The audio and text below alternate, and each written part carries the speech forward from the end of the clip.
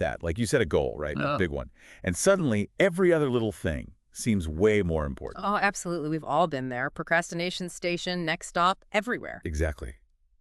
It's like the fear of failure is a master at whispering, hey, why not organize your sock drawer instead of finishing that project?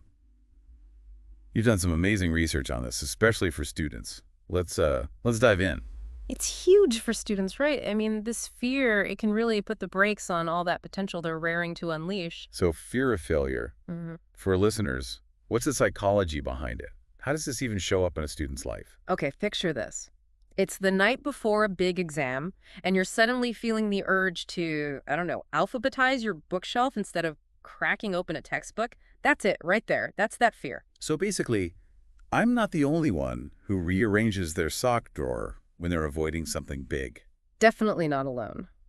But seriously, it's procrastination, anxiety about not measuring up, that dread you get just thinking about a challenge. Okay, so that makes sense. But what's feeding this fear in the first place? Well, perfectionism is a big one.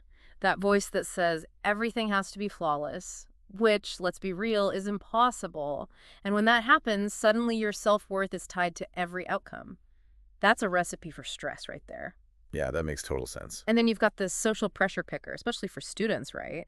Everyone's comparing themselves to each other constantly. It's like this unspoken competition no one signed up for. Exactly. And we can't forget about family. Even with the best intentions, wanting the best for you, those expectations can pile on the pressure. It's like this fear, cocktail perfectionism, social pressure, a dash of expectations. No wonder it's so You overwhelming. nailed it. It often turns into this nasty cycle. Fear leads to stress, stress to avoidance, avoidance to poor performance, and boom, right back to more fear. Okay, so we've dissected the fear monster.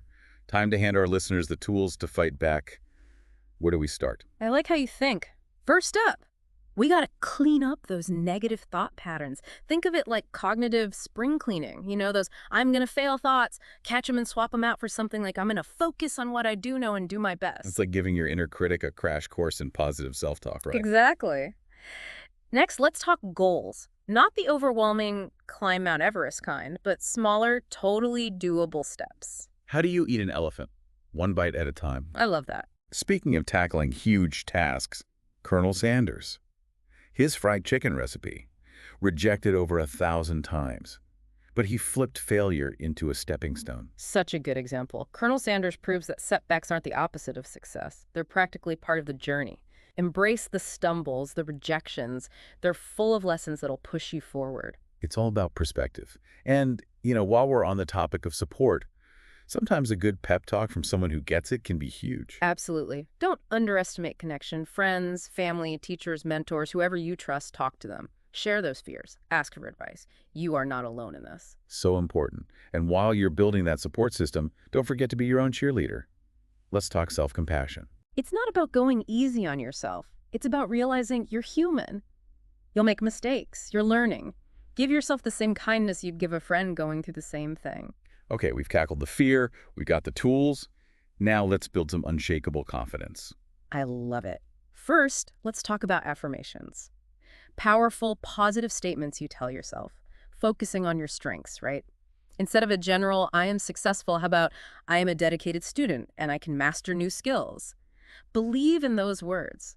They can actually shape your world. It's like rewiring your brain for success, one positive statement at a time. Exactly. Now, I want you to try something. Close your eyes and visualize yourself crushing that presentation or acing that exam. Feel that confidence. Because your mind, it doesn't really know the difference between a vivid imagination and real life. Wow, I actually felt a little boost of confidence just imagining that. See, our minds are incredible. And this ties into what psychologist Carol Dweck calls a growth mindset. Your abilities, they're not fixed. You can develop and grow them. See those challenges. Those are opportunities. Setbacks, they're springboards. You never stop being able to learn and improve. So when we stumble, which, let's be honest, we all do, it's not a dead end. It's a chance to reassess and redirect. What are some ways to bounce back from those setbacks? Journaling is awesome for that. Reflecting on your experiences, the good and the bad, gives you these great insights into your own thinking, and then you can kind of strategize for next time, right? And of course, lean on that support system. Don't go it alone. We've covered a lot. Fear, strategies, even building that unshakable confidence. What's the one thing you want our listeners to remember? This is the big one. You are not defined by your fear of failure. You are capable of amazing things. Don't let fear run the show. Take that first step, however small. I love that. So if you're listening and you've been putting something off because of that fear, ask yourself this: what's the smallest step I can take today to move toward my goal? Yeah. You might just be surprised by what you can accomplish.